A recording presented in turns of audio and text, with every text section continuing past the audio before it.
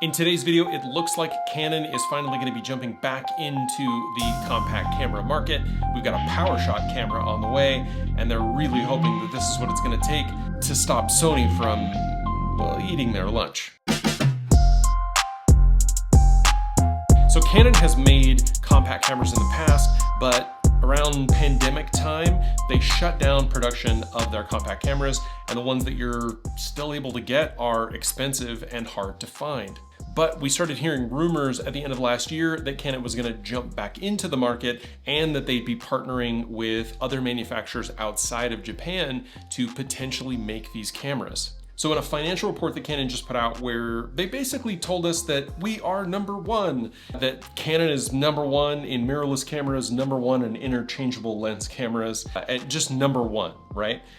Really, a lot of that is because they're selling a lot of R100s and they're selling a lot of older DSLR cameras. But if you look at the cameras that are actually #1, or at least have been selling the most numbers over the last 12 months, you see Sony, you see Fuji, you see Nikon all over that list, but specifically, you see small and less expensive cameras like the R100, like the R10, like the ZV-E10, small but capable cameras that people seem to really be jumping on and getting back into. So the Powershot brand from Canon has been something that they've had for quite some time. And Canon even used this brand for a vlogging camera, the Powershot V1, just 2 years ago. But this wasn't a traditional compact camera. This was kind of a weird form factor with a flipping screen. It had a fixed focal length lens at 19mm. It had a 1-inch sensor. It had multiple microphones. This was a vlogging, almost camcorder style camera,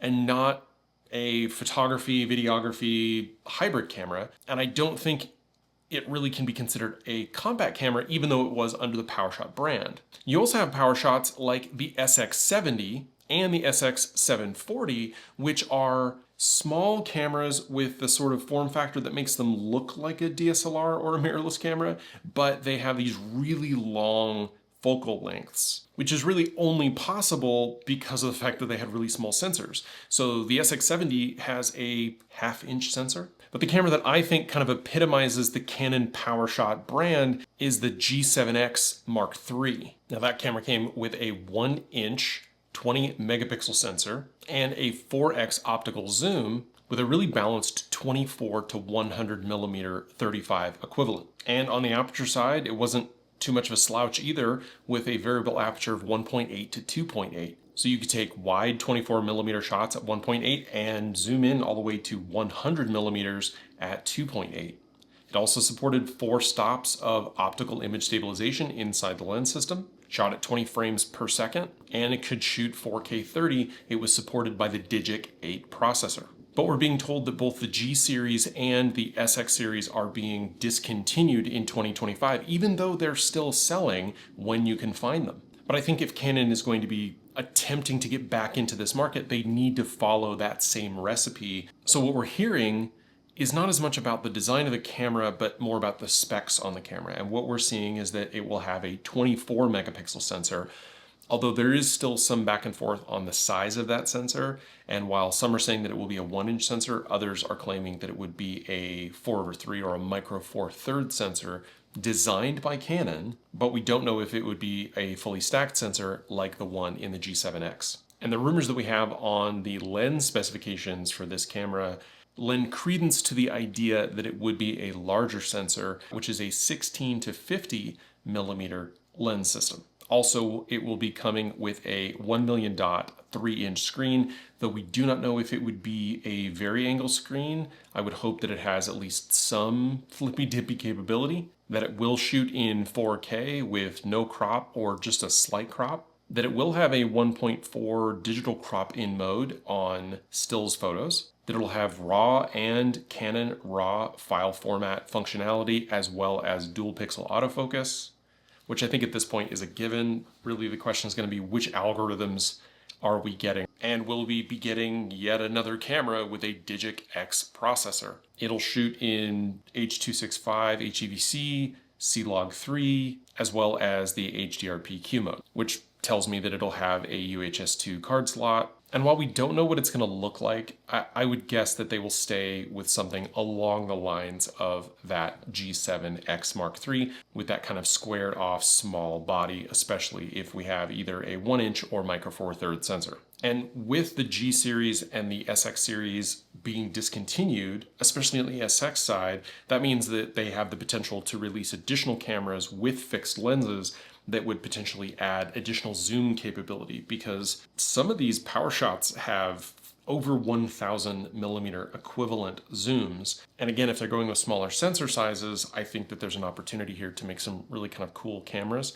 But I know that on the compact side, the most important thing is to have it be small, relatively inexpensive, but generate great images. Obviously, it's not going to have an EVF other than the rear screen. It has to have a built-in flash, whether that's going to be a pop-up or not, we don't know. And then the hope would be that it has at least a physical cold shoe, a microphone in jack, HDMI out, though obviously not full size. And pricing wise, I'm hoping that it'll land somewhere in the $600 to $800 range. Because remember, as I said at the top of the video, the competitor for this is going to be the ZV-E10. In that price range, which is I think where they have to be, your competitor is the ZV-E10. And the specs on that camera are amazing. It's a 24 megapixel APS-C sensor that shoots 4K downsampled from 6 and supports interchangeable lenses. Another example of potential competition between this camera and Sony cameras is the ZV-1. Now that camera has a 1-inch sensor and an 18 to 50 millimeter attached lens. So I think that Canon really has an opportunity to release a phenomenal compact camera here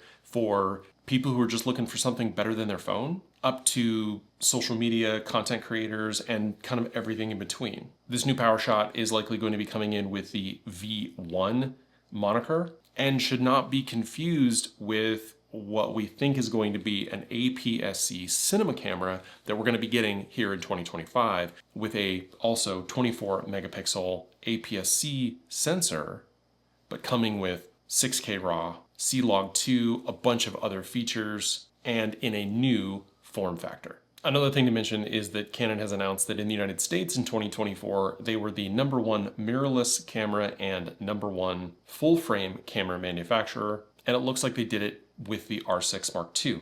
Interesting considering the fact that this is a 2-year-old camera, with another one expected to be on the way here in the first half of 2025. Now, I just recently did a video and posted it on the channel comparing the R5 and the R6 Mark II, but check out that video and let me know what you think. Honestly, in my opinion, they got #1 because they dropped the R100 down to about $400.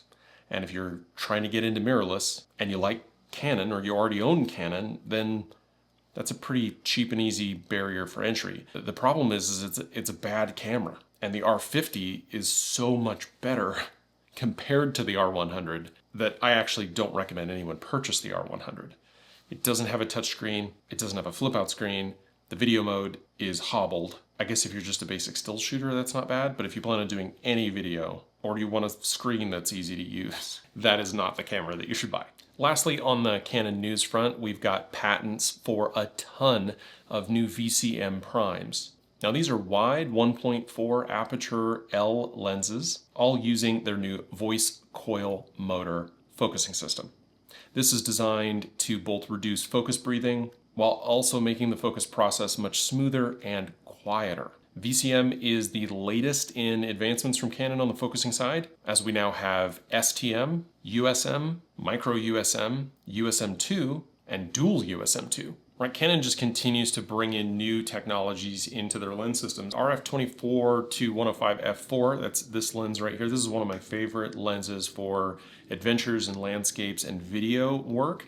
This has a nano USM motor in it, where the 24 to 105 f2.8Z that came out last year has the dual nano motor. These are primes, which makes sense for the kinds of applications that you'd be using them for, and the focal lengths honestly make a lot of sense. They've got a 20, a 21, a 24, a 28, and now we've already seen the 24, but these could be added to the 35 and the 50 that we now have. Again, more primes for hybrid shooters looking for super wide apertures and super buttery smooth focusing.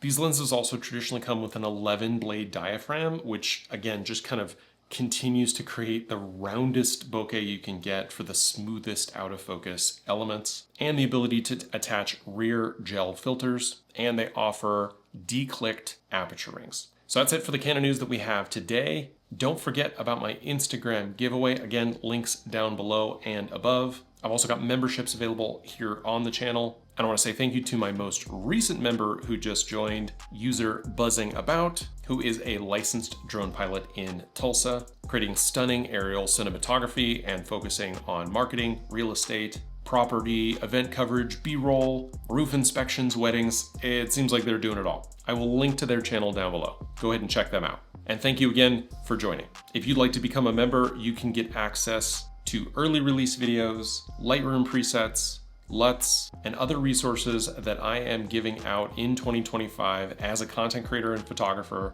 who's kind of had to make a lot of this stuff for himself, and I want to give it to you, as well as access to things like live videos, chats, and more.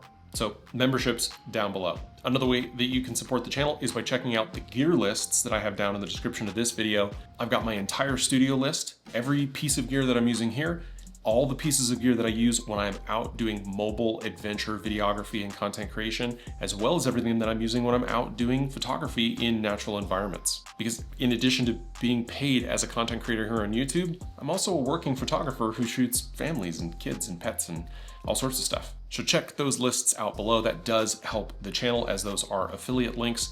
Another way that you can help the channel for free is by clicking the subscribe button. And if you found this video interesting, go ahead and hit the like button. But again, thanks so much for watching. Let me know down below what you think, and I will see you in the next one. Thanks.